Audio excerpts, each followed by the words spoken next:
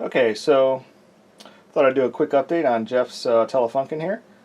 It's been a little while. A couple things have been going on. I've been out of town a couple times over the past month, and also sort of behind the scenes, I was going through and trying to decide what type of capacitors to replace these with, because there's so many in this circuit. Every stage they have a coupling cap, and it would, to use a more premium cap in this thing is just, it doesn't make a whole lot of sense, and it would just, the cost would just multiply out really quickly. So I was looking for something that was much more economical, but still like, sort of an audio grade type capacitor where it was appropriate. So I needed to identify the caps that were, it made more sense to use an audio grade cap, and then in other places like in the radio circuit it was less important. So yeah, so the ones I settled on were these. These are called, lovingly called the Orange Drops by sort of the audio community, and I think they're even the company that makes them still calls them Orange Drops. These are film and foil, polypropylene film and aluminum foil, and a capacitor is nothing more than, of this type anyway, is nothing more than two plates of metal really close together. If you picture my thumbs as the two leads here on the capacitor. They're connected to a plate, and they're, just held really close, but not quite touching. You don't want them touching. But to get a decent sized capacitance, you need huge plates that would, take up vast quantities of space. So the way to get it wrapped up in a tight space is to use plastic plastic film and like a metal foil. Or before they had good plastics, they used paper as the insulator. So you would just get a big long strip of foil and a big long strip of paper, and get two of those, put a lead on each one, and then you just roll them up, and that's how you get these barrel shapes.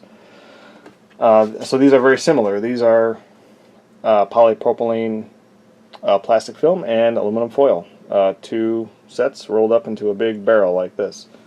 And more commonly you see what's called metallized polypropylene.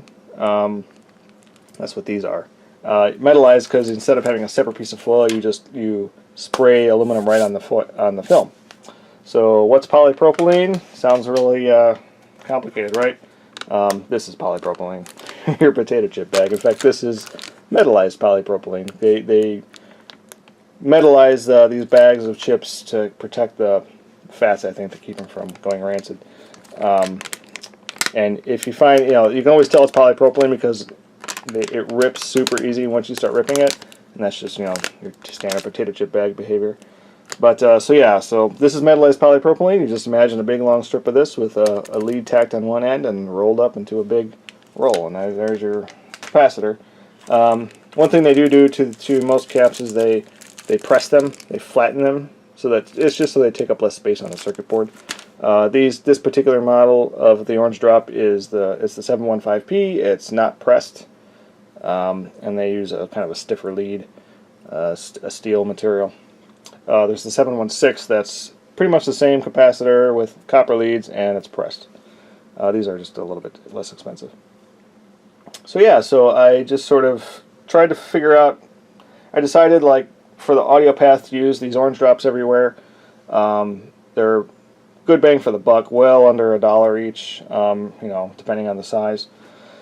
I did look at Mallory. Mallory makes some sort of more traditional axial type polypropylene and foil capacitors, and they're also pretty reasonable price. But because of the way it multiplies out for having so many on this amp, it just didn't make sense. I had a Mouser, I had DigiKey, a bunch of different places to try to price it out to get the best price, and it took a lot of time to figure all that out. So that's what I've been spending a lot of time as far as working on this amp, which is not physically working on it.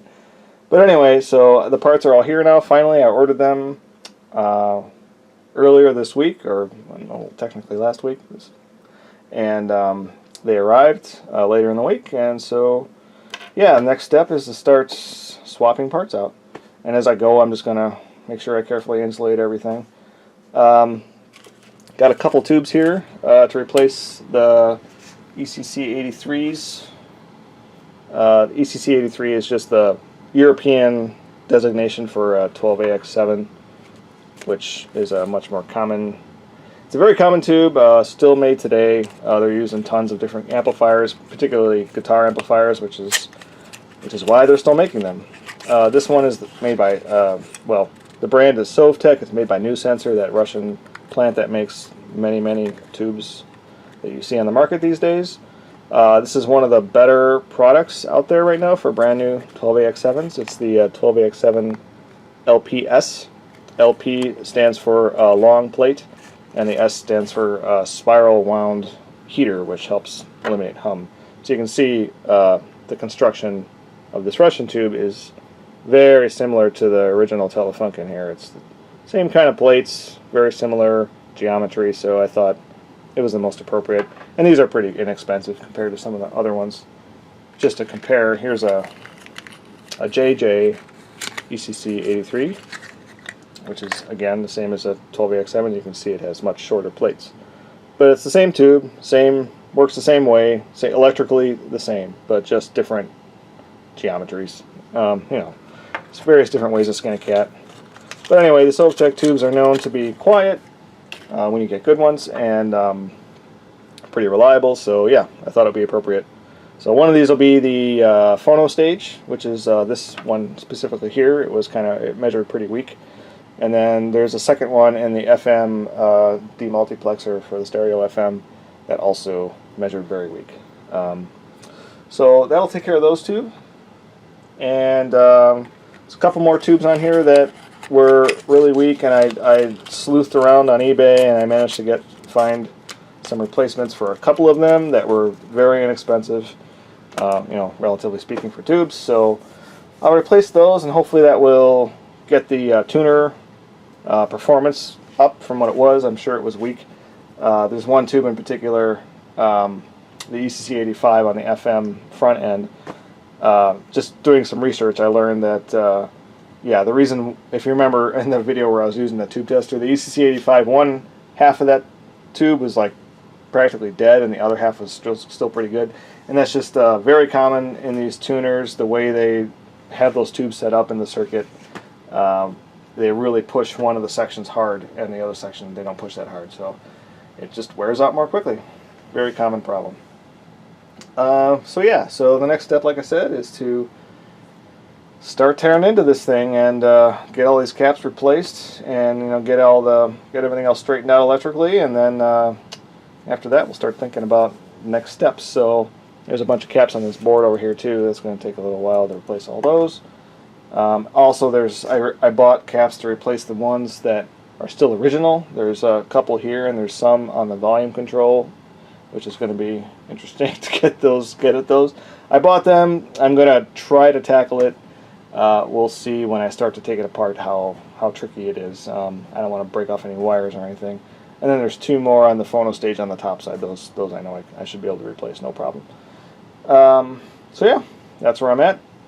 Yeah, so next steps, hopefully in the next video I make, I'll show some actual electrical testing. The other thing I have to build too is the rectifier to replace the rectifier that was here. I've given that some thought too. I'm going to reuse the two caps that Jeff had bought to replace the big can that was here, I assume.